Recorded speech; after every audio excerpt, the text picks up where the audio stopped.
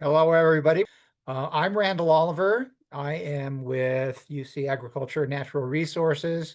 I also have with me Julie Clark, who's with UC Cooperative Extension in Ventura County, and she will be handling the back end for us today. These talks are a part of 2025 California Invasive Species Action Week. This week is supported by the California Department of Fish and Wildlife. And one of the things that University of California Agriculture and Natural Resources does each year is a series of lunchtime talks. Usually we do that in cooperation with the California Invasive Plant Council. This year we're on our own, but this will be the eighth year that we've done these talks. And with that, I will introduce our presenter for today, Dr. Niamh Quinn. She is a wildlife and human interactions advisor. She's with University of California Cooperative Extension, based at the South Coast Research and Extension Center in Southern California.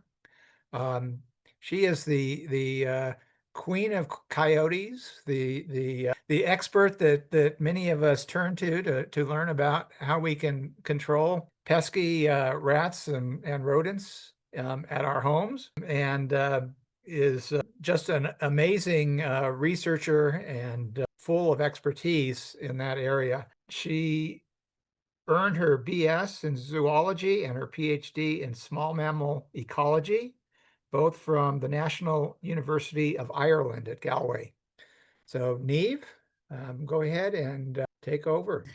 All right, today I'm here to talk about how to control some rats. I see some of you are home gardeners and some of you are professionals, so maybe not too much to learn. And some of you are probably master gardeners from Orange County, which are sick about learning how to send rats to Jesus from me. But we're here anyway, and we're gonna get something going. So maybe you guys can answer in the chat. There is an ability to do a live poll, but I haven't figured out how to do it quite yet. But maybe in the chat you could answer what commensal rodents maybe that you encounter the most. Is it the Norway rat? Is it the roof rat? Is it the house mouse?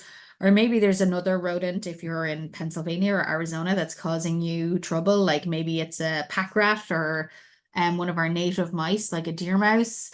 Maybe squirrels, maybe even chipmunks if you're out there in Pennsylvania. So it'd be cool to know what you guys are seeing and what you guys are dealing with. Here in Southern California, we mostly are dealing with the roof rat, which is this one right here. And we're also dealing a lot with in other places in California, especially like the big metropolitan areas like San Francisco, where some of you are. Also in Los Angeles, this guy here, the nori rat, which is kind of the big sewer rat. Like if you think of like New York City and the kind of the rats that they're encountering, those are the rats that you would encounter. And then we have our little house mouse. House mice are kind of locally rare in California. So like we have them in California and they are plentiful when we have them in areas, but we don't often see them that much. And like, for example, I've been here in Southern California for 10 years and I've just very recently responded to my first mouse job. Now, that doesn't mean that they're not here. They are, but they're just not as big of a problem. So hopefully now there's a good lot of chat about what kind of rats you're seeing and how you would like to not see them is where we're going next. But before we go there, it's really important to understand like why you control commensal rodents and why it's important that we need to control these. And they are public health threats. I hope anybody hasn't had any noodles for their lunch because they're going to be totally grossed out now.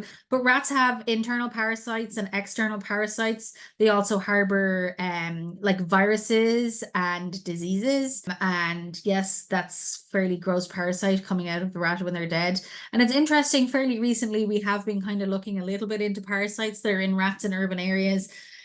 And we have found a lot of kind of parasitic worms in the liver, and they're this long, and it's really gross because they come in these little tiny liver cysts, and then you bring them out and you pull them out, and they're like this long, really, really gross. Hopefully, nobody's literally eating noodles right now, or they're definitely not going to be able to finish their lunch. But sometimes they're so long that they even knot themselves, which is also terrible to think about. But are they at risk to humans? Those ones in particular, we don't think so, unless you have a particular penchant for rat liver, which most of us probably don't.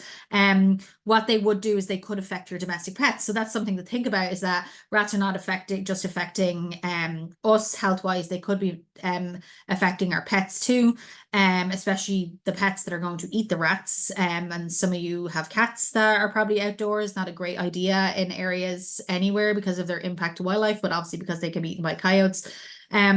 But it's important to think that like rats are not a huge health impact, but they can have broad impacts on other things as well.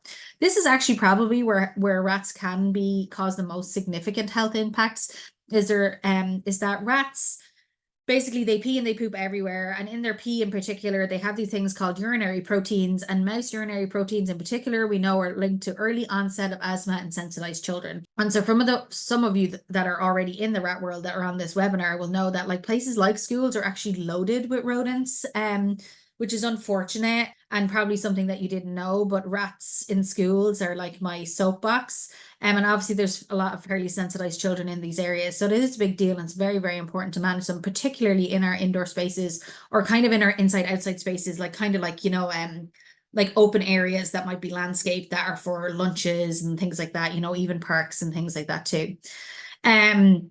Most of us are probably very grateful when there's not rats falling out of the ceiling onto our menus when we're in restaurants, but it does happen, particularly here in LA, where this rat fell out of a drop ceiling onto somebody about to order wings at their Buffalo Wild Wings. Obviously, this is just a cartoon, but hopefully this doesn't happen to anyone. I won't mention any names with the bottom right one here, but yeah, that's just, like these nice little food hoppers that the rats can easily access, and just think about that the next time you eat your organic raisins. This is becoming more and more of a big deal. And I keep forgetting to add in another image that a colleague sent me, where it's not just happening to like electrical wires outside and gas lines.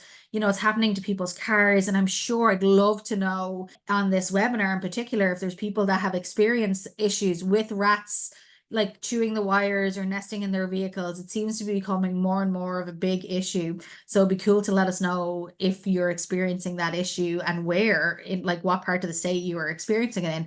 But also a colleague of mine recently sent me video or photos where rats or mice, I can't remember what one it was, but they'd taken down a whole entire city building complex because the rats had chewed through the internet cables, and we can't unfortunately function without the internet anymore.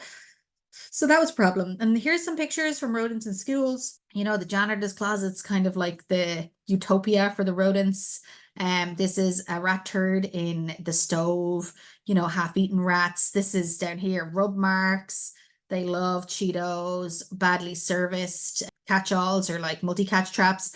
And then this one here is a rat that was just, hanging out in a trash can, as they do. And so you want to make sure that you are looking for rodent signs. And so you can look for scats, tracks and runs, urine stains, rub marks, signs of gnawing and stuff like that.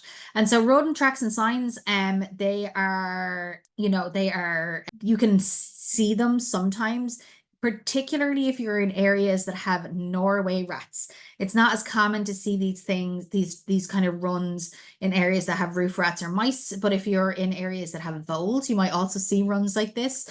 And then the tracks can be differentiated between each other because mouse tracks are very, very small and rat tracks are much larger, but it can be difficult if you're not sure what you're looking at. Urine stains, actually, for mice and rats, they glow under UV light. It's a little bit disturbing when you see it in action.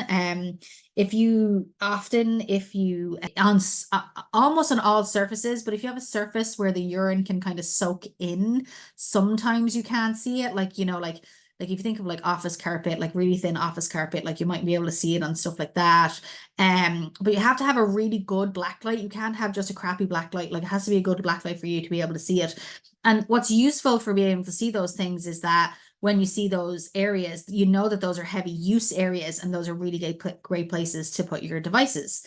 These are what we call rub marks, and it's gross to think about, but it happens with humans too, where, the oil from our skin or the sebum, once you touch something over and over and over again, you kind of leave this greasy mark. And so you see it often on you know, light switches that are not clean. You see like this little greasy mark. And rats pretty much do the same thing. And, you know, we see them at their pinch points often, or really frequently traveled pathways. So like this is what we would call a pinch point, where they're squeezing into a hole. Here's a travel pathway where they have like not only this rub mark, but also a swing mark too. And sometimes they can be signs of chronic infestations if they're really, really heavy, or often sometimes they're kind of slightly inconspicuous. But what's great about this is that this was in a school, surprise, surprise. This was also in a school, where once it was into a utility closet, and once that was screened off at the back, problem basically solved.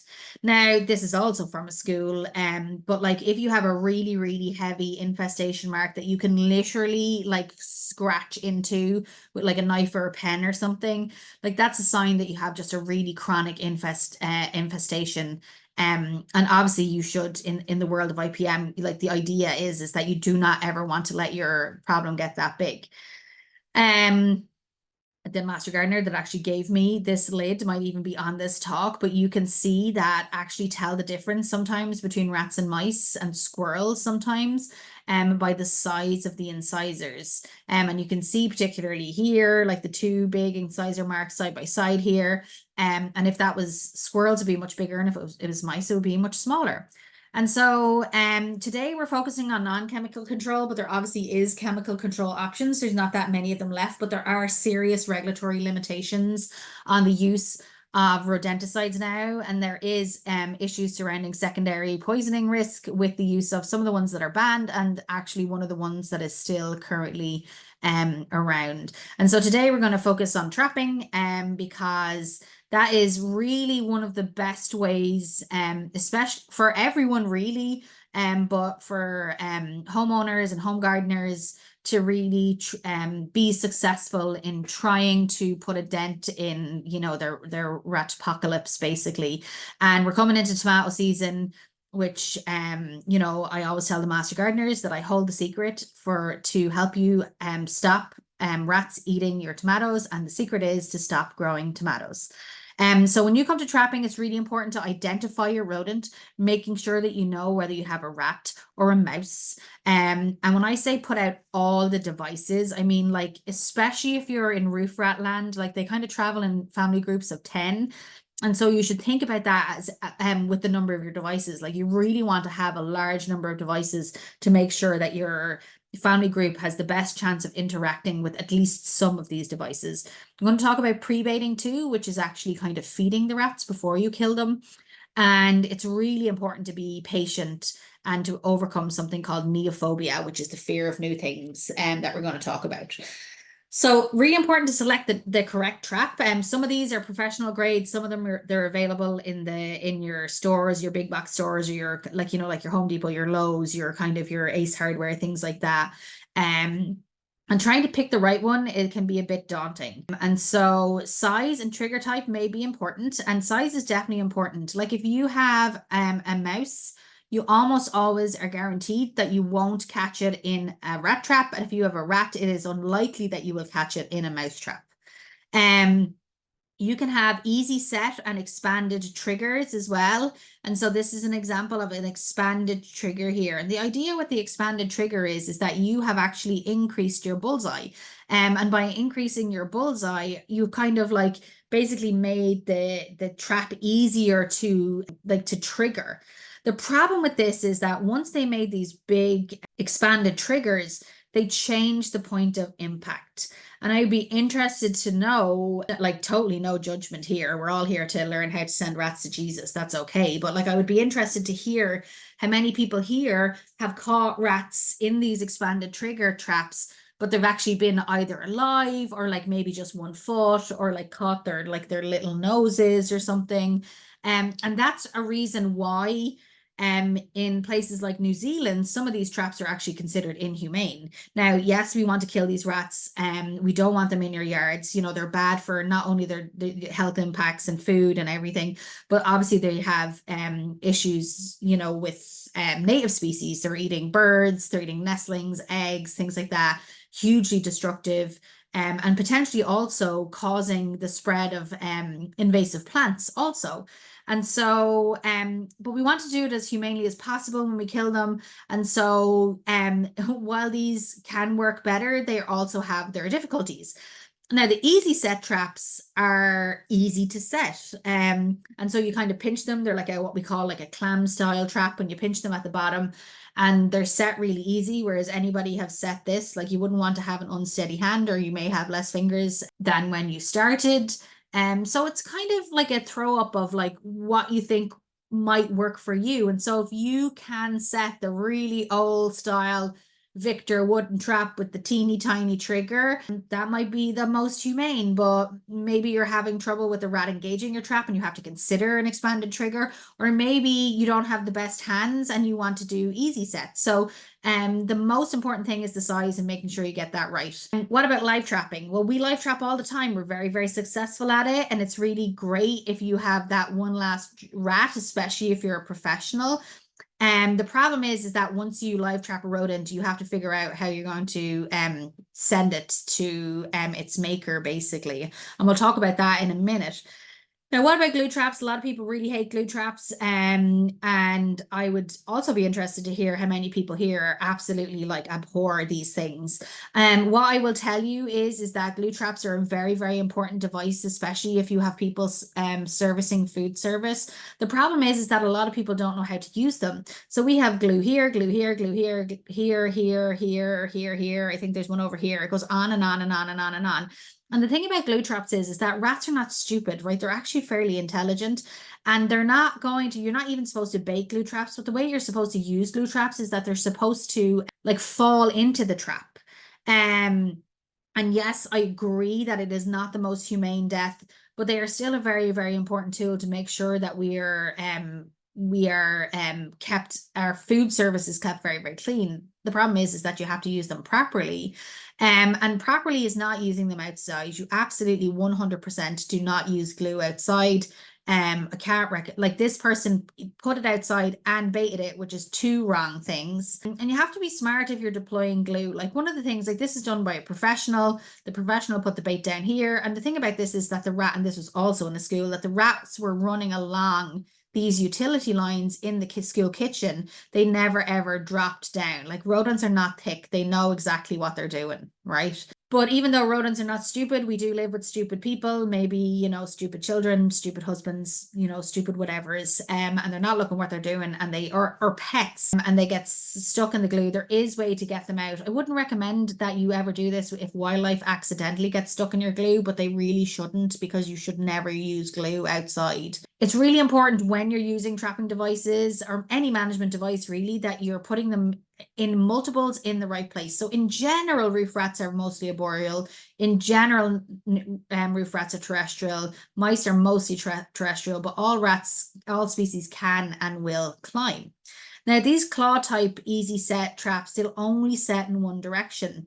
And how do I know that? Because this is my own backyard. And so this is a live trap, this is a live trap, but this style of trap actually does not set in this direction. So it's important to know that.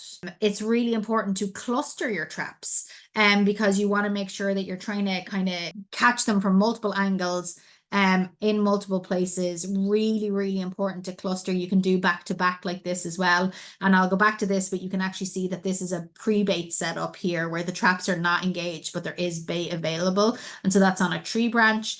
And this is a really good example of how to set your traps in a cluster mode on a pole. And there's good examples and bad examples. So both of these are right where you have the trap open to the outside. This one is also correct, but this one is wrong. So you want the trigger of the trap to be facing outwards like this one and this one. You don't want it to be inwards like this. And you can actually see that my colleague here, Timmy Madare from New Orleans, they've actually even used a cockroach as bait. Which is pretty interesting strategy. You can see trap placement here. You can see the way the trigger is placed in the run. This is for a Norway rat. And you can see here the trigger again placed in the run. And what you're going to get there if you get a good strike is you actually get a double strike. So you hit the rat in two different places. And so you can see here that the rat was running right along the trigger, like along this pathway here, right? And it ran straight across in this direction or straight across in that direction. And bam, the trap got it. And, you know, it was dead and probably really, really quickly. Now I'm not sure if this is going to play. Okay. So the reason I wanted to show you that is because it's really, really important to focus the energy of your traps. And you may have noticed in most of the trapping videos or most of the photos of traps that I have shown you, they've actually been strapped down to something. Okay. And so it's really important to focus that energy, because if you don't, what's going to happen is the trap is just going to flip all over on itself. And then the energy is not focused in the bar, which is there to kill the animal. And so really, really important that you focus the energy. Choosing the right attractant is always a good one. There are so many, and there's not a whole lot of tests out there on what works. I work with a lot of pest management professionals, and each one of them has their own secret sauce. So it's hard for me to know what works. Often local resources are really, really great. Like, you know, like my colleague Timmy used a cockroach there. Sometimes you can even use a bit of the own food from your garden. The problem is that you'd want to make sure that that food from your garden is also kind of gone, because why would they engage with a big scary trap when they could eat it right there? There are also some commercially available attractants as well. And we've actually used some of these successfully to improve the consumption of rodenticide to try and improve that. But some of them are made from macadamia nuts. Some of them are plastic and can't be eaten at all, like these ones, and some of them are gels. Does one work better than the other? Not really sure. But we do use some of them quite a lot. Now, it doesn't always have to be food. You can use cotton or dental floss. I will tell you that in this picture, this is how not to use it.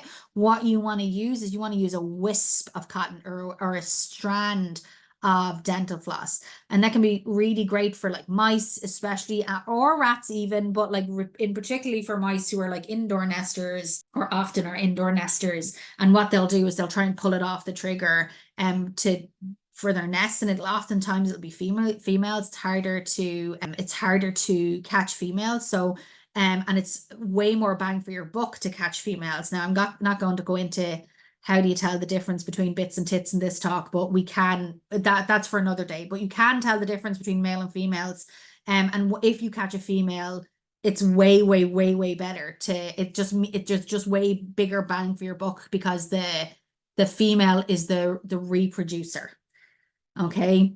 And so here is a picture of a dead rat in my own backyard that has been pre-baited. And pre-baiting, which is the provision of food before you set the trap, not only does it increase the amount of rodents that you are going to trap, but it also it decreases the time that you're going to catch those rodents in. So it's really, really important to pre-bait. At the start, you want to provide a lot. You don't want to set your trap. You want to make sure that there is a lot of cheese, or a lot of cheese. Sorry, don't use cheese, but a lot of bait. This is a fancy cheese from Trader Joe's. I would just eat that and use something else. And then when you're trapping, you want to use a very, very small amount. So this is kind of an example from my colleague again, Timmy, who's a great rat guy, where they would use a lot to pre-bait. And then when you set the trap, you want to make sure that you clean up this bait cup and you have just a very, very small amount. Because what you're doing is you're trying to get the rat used to coming back here over and over and over and over again. And what you want is you want to try and be able to select the biggest demographic or kill the biggest demographic of your population. And if you don't pre-bait, what you're probably going to get is just juveniles or sub-adults. And if you do pre-bait, you should get the breeding adults, which are really the money makers and what you want.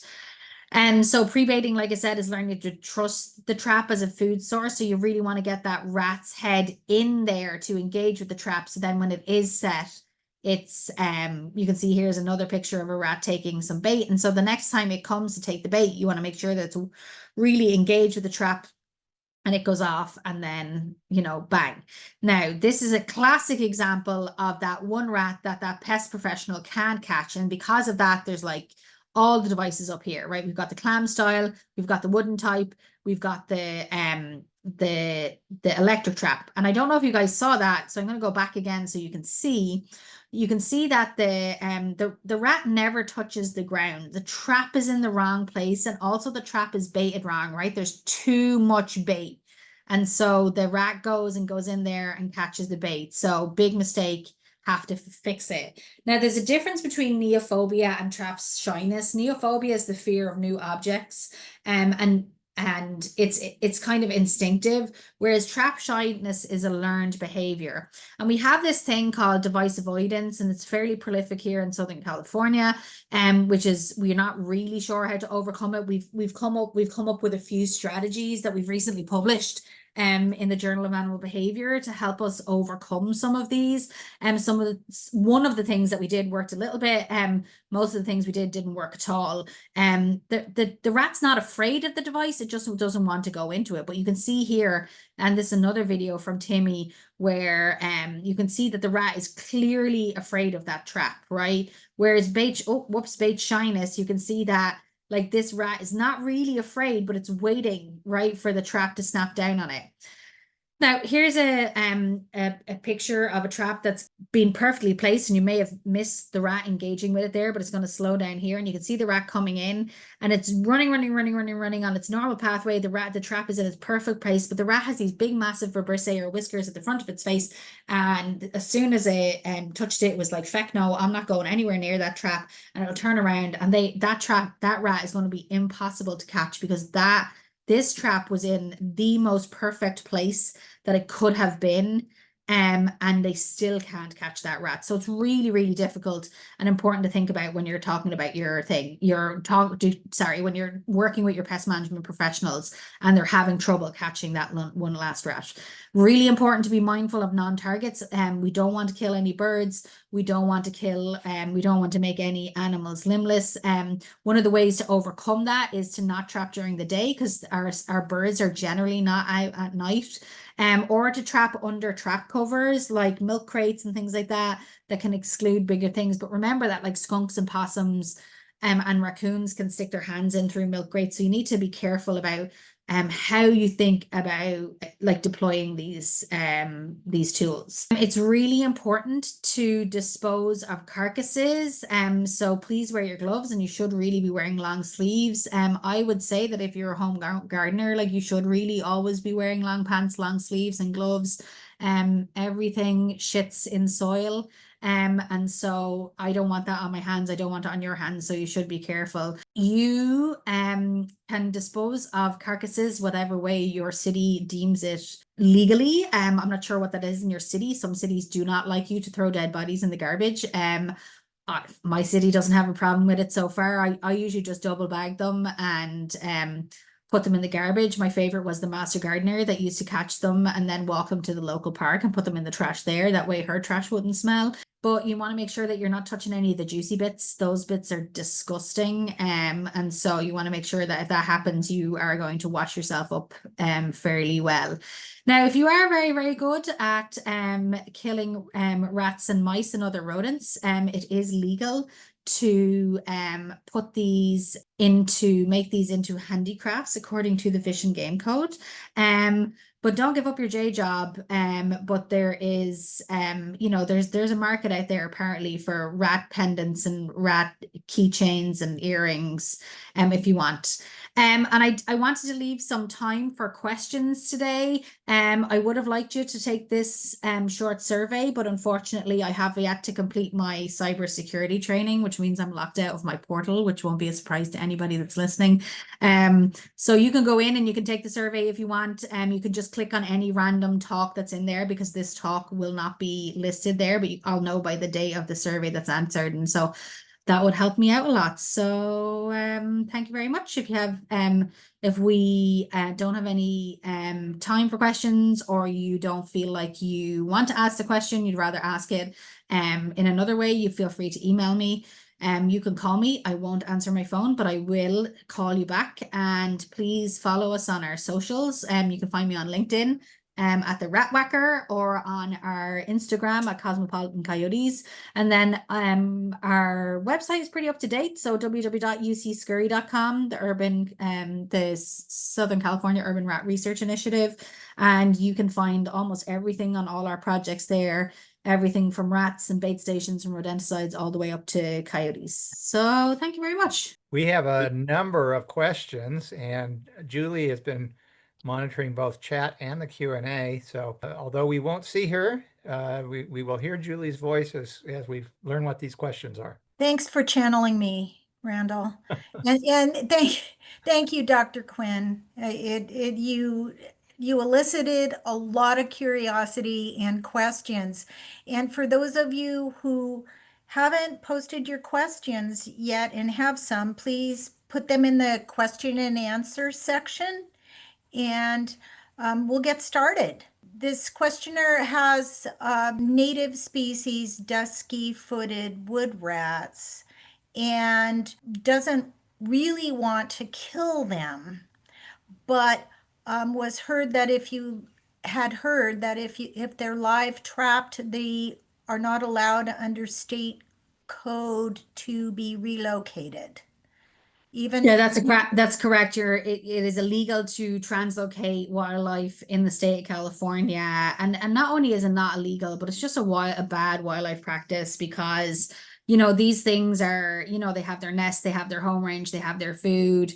And it's not considered, I would say it's actually more humane to kill it than it is to re-release it in an area where it doesn't know how to hide from predators, et cetera, et cetera.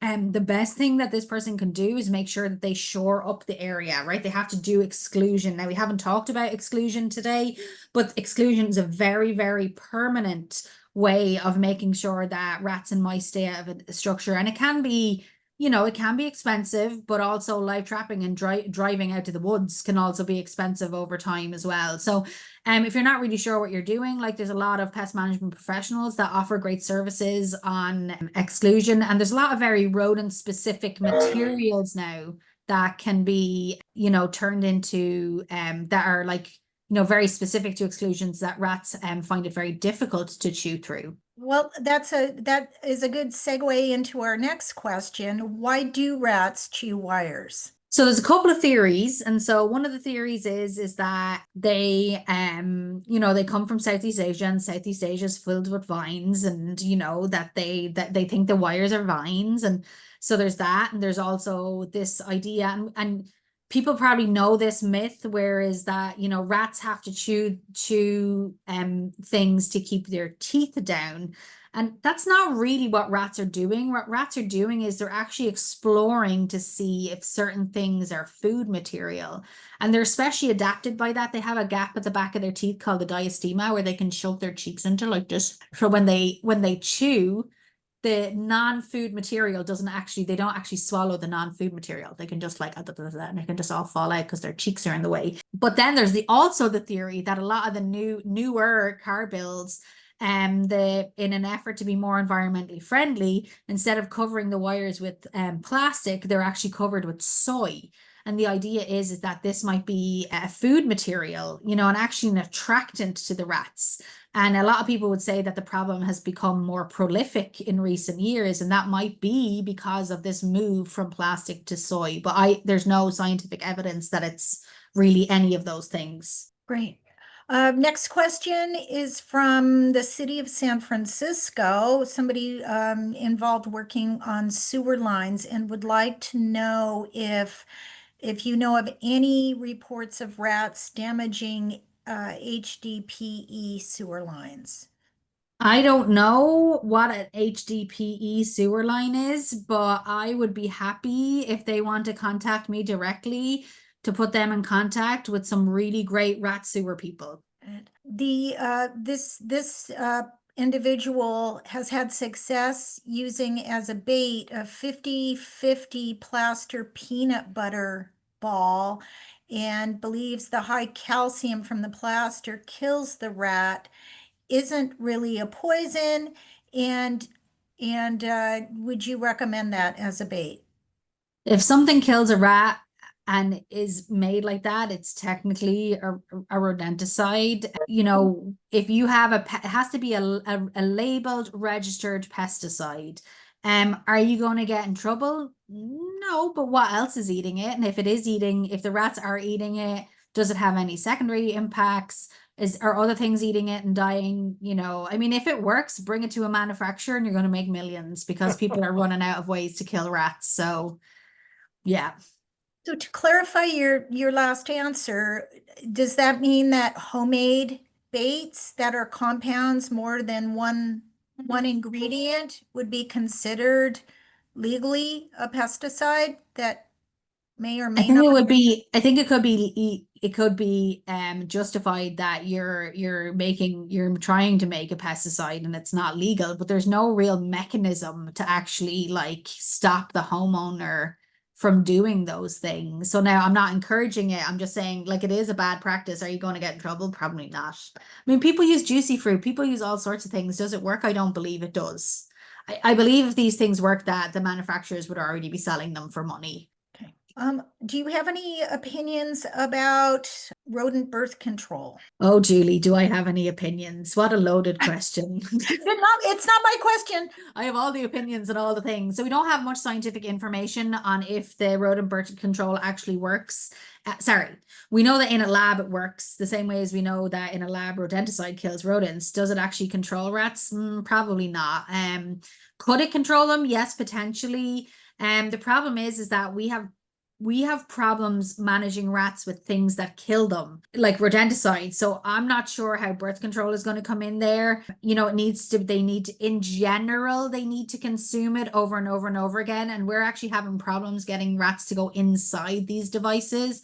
So it will be interesting to see if they're more likely to go in for like these new baits. And there's actually two of them available now that I'm aware of. One is a product that's a liquid contraceptive, and one is one that, like, for all I can say, looks like a small smoked cheese, like almost like a Baby Bell sausage type thing. It reminds me of like Swiss cheese you nearly get in Europe. And so does it work? I just don't know. We have nobody. There's not been any real field applications of it. It's happening. But does it work? I don't know. And is it been scientifically tested? Not yet, I don't believe, in the field. Good. Okay. Can barium carbonate be safely mixed with food to use as a control measure? No. Okay. No home remedies. Really, really bad idea. Do you want to stick with rats today, or are you No, okay? I'm happy to answer anything that has 4 legs and fur. Okay. What are some effective gopher control techniques? Trapping is great for gophers as well. I would recommend something called the gopher trap. And so we have done tests on the gophinator to show that they're probably one of the best gopher traps out there. It takes a lot of labor, but they're very, very effective, and you can be 100% successful with using gophinator traps. And there's tons and tons of options for ground squirrels and gophers. Tons. Do you have any suggestions for preventing access from brush rabbits to rat traps? So I kind of assume that they're talking about live traps, but maybe they're talking about snap traps. I don't know. For snap traps, you can put them in bait stations. The problem with putting them in bait stations is that you're going to also restrict access. A really great way to keep rabbits out of traps, but to keep rats in them, is to put the traps off the ground. And so that can really, really help to exclude non-targets as well. Do you have any recommendations or experience with bucket traps that involve drowning? It is illegal to drown wildlife in the state of California, so no experience, and you're breaking the law if you use them. Okay. Are you familiar with, it's not named, but it's a granular product that is advertised as toxic to rats, but not to other animals? Yeah, I believe the product they're talking about is maybe Rat X, and it hasn't been scientifically tested, and I'm of the opinion that it's likely that it's not going to work. Okay. Someone would like advice on how to attach traps to vertical surfaces, especially when they're smooth like metal. Yeah, and I see zip ties there. Zip ties is a great way to do it. And there's also, in general, there's 2 holes at the back of a lot of the commercial traps, and so you can use those to get the zip tie around, which is really easy. Or you can do what I did if you're going to put them on wood as well and like nail them in.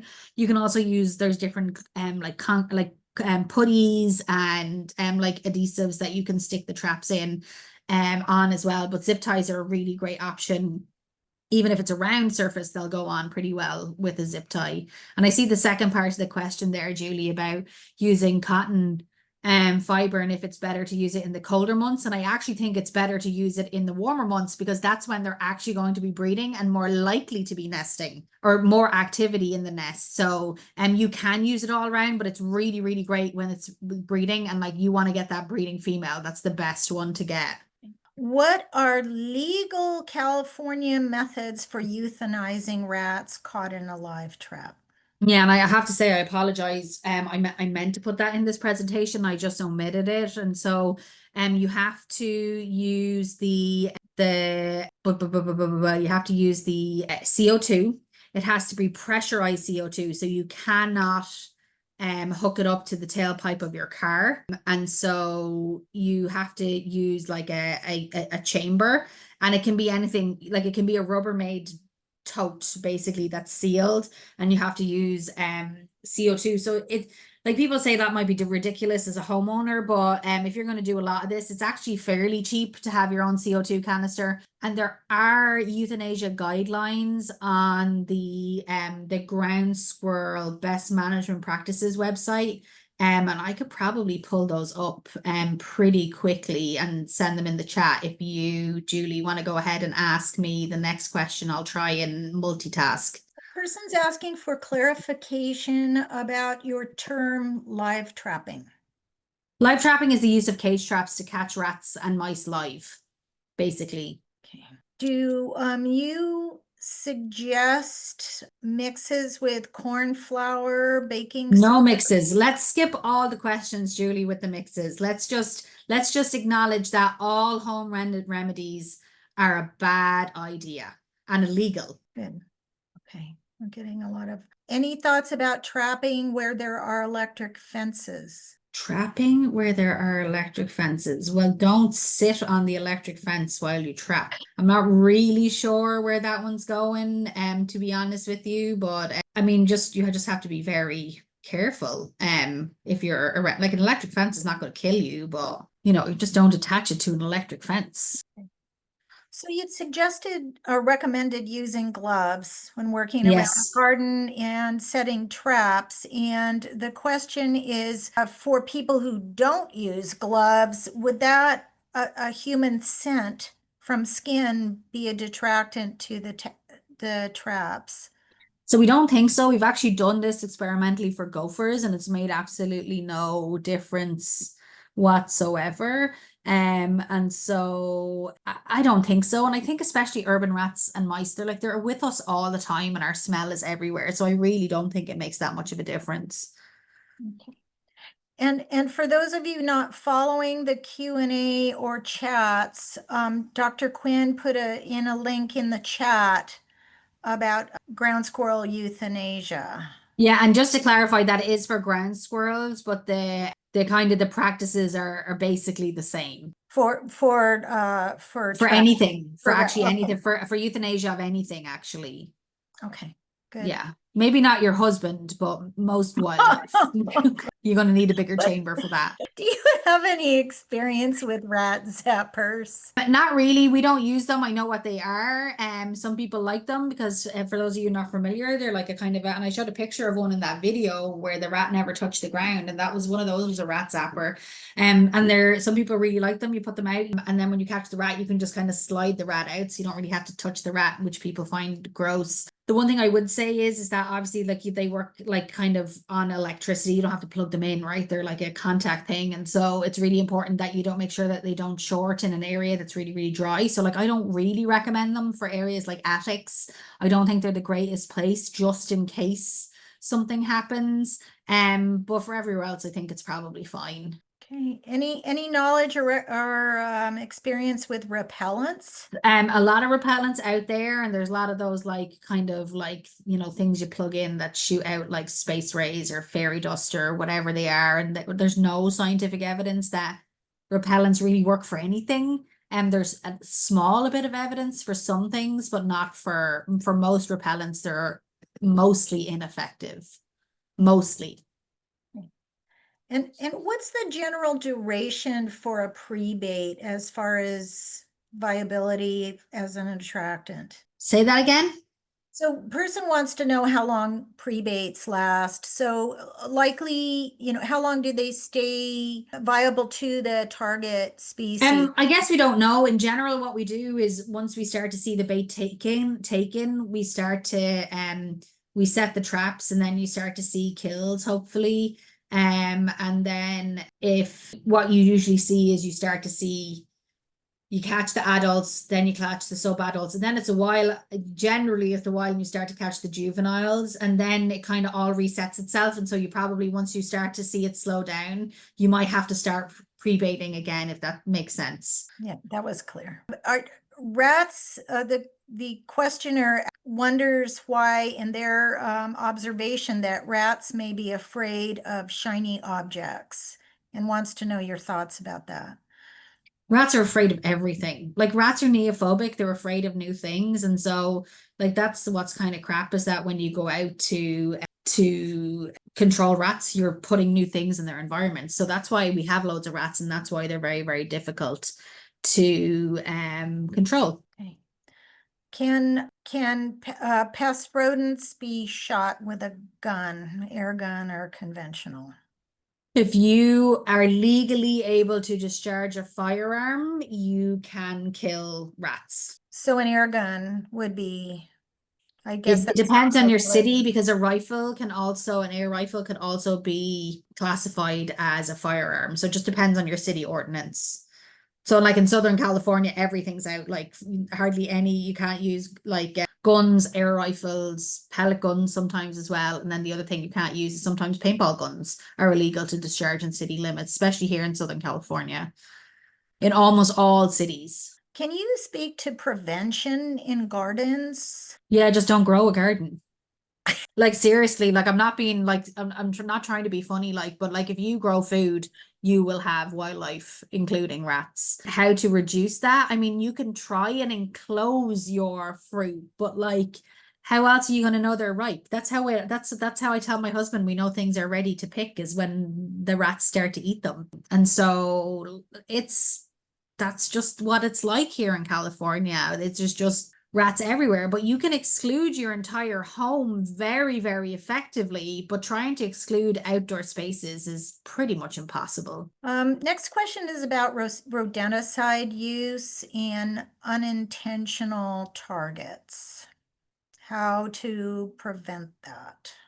So here in California, there's a moratorium on the use of first generation and second generation anticoagulant rodenticides. So that should obviously help a bit. And that's for everybody. So no homeowner or professional should be using those unless they're in exempt sites. And exempt sites are very limited. Things like breweries, wineries, facilities that generate medical waste, some other kind of structural things. And then you can use them in agriculture still. You can use the first generation anticoagulant rodenticide and things. So that shouldn't really be a problem. If you're going to use them, you have to worry about primary exposure, which is things going into the bait stations that shouldn't go into them. And it's kind of similar for trapping, like, especially if you're trying to target roof rats. We have research that shows that if you put your bait station off the ground, you can actually limit the interaction with non-target species. So that could help. But it's really difficult to exclude things from, like, small things from bait stations. So like, if they're like native mice and native rats could still enter your bait stations. So that's good to know. And obviously it's the same for traps also. Okay, we're at the top of the hour, Randall. That's just what I was going to say. So we've reached our official endpoint. Niamh, are you able to stay a little longer? We still have a ton of questions. And thank you to you, of course, Niamh, for being willing to be here and give us all this expert advice. And thanks to everybody who has been on the call and listening. We are going to continue, but certainly if people have a need to go, you're free to do that at this point. And Julie, go ahead and let's see what the next question is. All right. Question which people would like to know the physical differences in appearance between the Norway roof and dusky wood rats, the native rats, is that third species. Well, one of the really easy ways to tell the difference between California's native rats and non-native rats and California's native mice and non-native rats is often that our native rats and mice have actually kind of got these fuzzy or furry tails. And so that can be a really, really easy way to tell whether it's native or whether it's non-native, because obviously there's a couple of different native rats and there's a ton of different native mice as well. Often as well, the native rats and mice, now not all the time, but often they have what we call a bicolored tail, which means that it's two different colors, where our non-native rats and mice, their tail color is uniform. And then the difference between Norway rats and roof rats is that one of them is size, but size is not the greatest diagnostic for anything.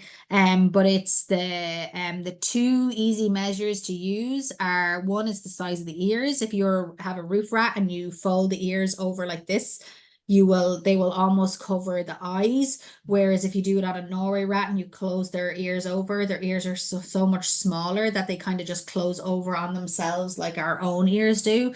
Another way is the length of the head and body in proportion to the tail length. So if you to look at the tail length of a Norway rat, it is about 2/3 the length of the entire body, no matter what age the rat is. And if you look to look at a Norway rat, the Norway rat's tail is as long or longer than their head and body combined. And we do, Julie, we have the West Coast Rodent Academy over here for pest professionals, and it takes us 3 days to teach them everything we know about rats. Wow. Yeah. Wow, that's intense. Do you have any experience controlling chipmunks? No, I just don't. Can't do everything, unfortunately, but no chipmunks. Okay, let's see. Okay, we already talked about, do you know, can you address good nature traps that are used in New Zealand? Sure. So the good nature trap is, I mean, people should probably Google it while I'm talking about it, maybe, because I don't have a picture of it, and I have one. I think someone borrowed it though. And so it's like a kind of like it has like a tunnel that goes up like this, and then a tunnel that goes over like this, and the rat goes in here. And it engages with a lure that's at the top of the trap. And then right beside it, there's a piston that's powered by a CO2 that kind of hangs down here. And what happens is that the CO2 piston comes out and it whacks the rat in the side of the head. It kills it stone dead, falls down dead, and a predator is supposed to come over and get it. Does it work? Yeah. Is it effective at controlling rats? I don't know, probably not. But it definitely does work. It's very, very expensive. There's also one for ground squirrels that we're testing at the minute too. It killed the only squirrel that's ever gone near it. So in that sense, it works. But does it manage the squirrels themselves? Hard to know. Your experience or thoughts about noise avoidance spikes that keep yard go for free. The questioner has had good success with them, and even a solar powered one. Yeah, we've had no, I think you're talking about those spikes that you put in the ground that are supposed to emit like sonic rays or whatever. There's no Right. scientific evidence that they work. But like maybe it works in that person's yard, so that's great. They should keep doing it. Okay. All right. So you have no preference for bait types, right? I mean, we use one commercial bait for all our trapping, but people are not going to be able to get a hold of that here. Okay. Any thoughts about biocontrol, especially with raptors? Sure. So rodents are what we call our selected species. Our selected species are really good colonizers. Basically, they and really prolific breeders. And so do raptors and like birds of prey and things like that and other predators, do they eat rats and mice? Yeah, sure. Do they control them? Unlikely. Very, very unlikely. But they do eat them. Absolutely. And can they reduce their numbers? Especially not in a modified urban environment, right? Just not. It's very unlikely. Could it happen in agriculture? Yeah, it may be. Yeah. Is it going to happen in an urban area? Very unlikely. It's just a very disturbed and augmented like place, an urban community. The questioner asks if you have any experience interfacing with the California Department of Fish and Wildlife Nutria Control Program. And if you I could know Nutria update. are too far north for me to deal with, so I have no idea what's going on with Nutria, to be honest with you. I have enough problems here in Southern California. And they probably have an update on their website, and if not, I'm sure they wouldn't mind if you reach out and find out from them. But maybe next year Randall will get a Nutria person to give a talk. Yeah, we have thought about that. Very possible. Can you address the anchor snap trap is on how to, oi, oi, oi. And I'm trying to read it myself here. Hold on. Advice on Okay. how to anchor snap traps. Oh, yeah. I know what they're trying to say. So there's a couple of ways to do it. Like you can nail your traps down to a 2x4 and that like really weights them down. And you can stick them down as well to something. You can nail them in. You can use a zip tie. There's like loads and loads of ways. You can use like glues and putties and things like that. And remember, like they set like this and they set like this. So like it doesn't always have to be like this. And then you can obviously use them in a bait station. And if you use them in those bait stations, they're already anchored down. It's just, and they're protected from a lot of wildlife too in those bait stations. The problem with the bait stations is that rats don't really like to go into them. Okay, good. Oops. Randall, what are you seeing urban coyotes feeding on? Everything. They're just like trash pandas as well. They just like people are finding condoms in the insides of coyotes. Like they would literally eat anything. We found baseball, we found upholstered furniture. They eat mammals wise, they eat a lot of cats, rats, and rabbits. And then from other work that we've done recently, we're kind of finding out that like mesopredators, like things like possums, might actually play a fairly big role in their diet as well. And so like you think of it, like you have to eat like a lot of rats to compare to like a whole possum. So like they mightn't eat that many possums, but it's quite large, like, and it's quite a voluminous meal. And so they eat everything, like literally everything. And if you ever go and like if you're familiar with coyote scats, it ranges everything from like, you know, a grassy scat to a scat that's like total fur, or like if you see them right now, like they're filled with like date palm seeds, like, you know, it's they just, and they eat everything. Any thoughts on how to avoid killing birds with traps? This person has accidentally trapped birds before. Well, there are trap covers that can absolutely help, and then obviously if you don't not trapping during the day, so setting and unsetting your traps. So only set your traps in the evening when all the birds are gone, and unset them in the morning when the birds are coming back.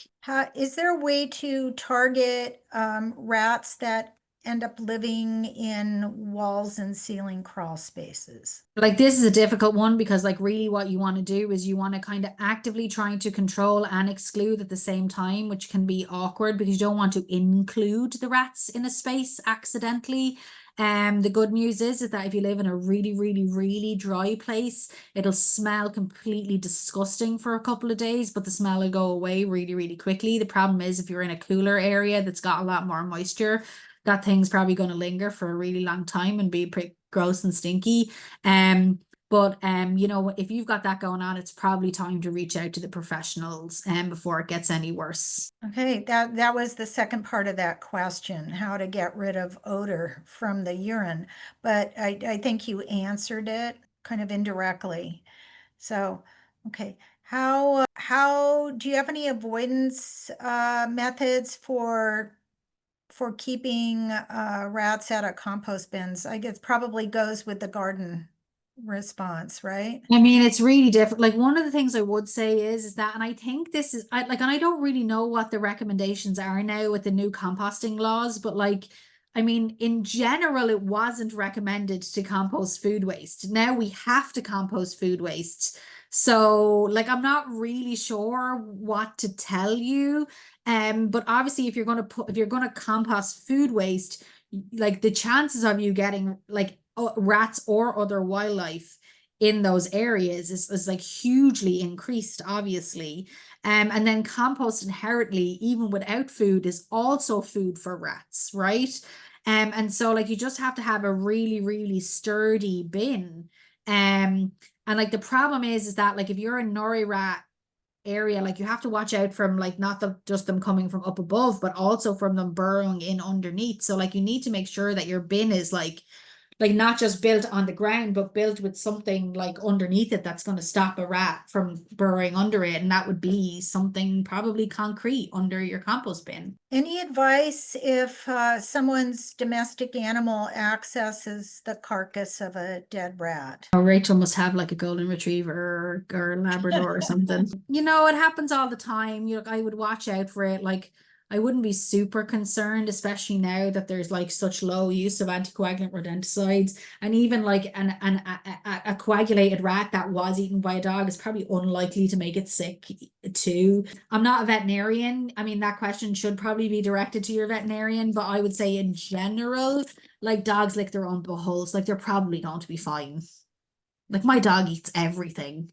Like one day he came out of the canal with like a mummified cat, and I just like, he's fine, right? He's fine. So they're like, dogs are not susceptible to a lot of bacteria that humans are, and that's why they can lick their own buttholes and be fine, basically. So yeah. Okay, speaking of other dogs, do coyotes help control rodents populations? No, that's the same back to the R selected species. They have an inability to do so. And are you familiar with the gopher hawk product?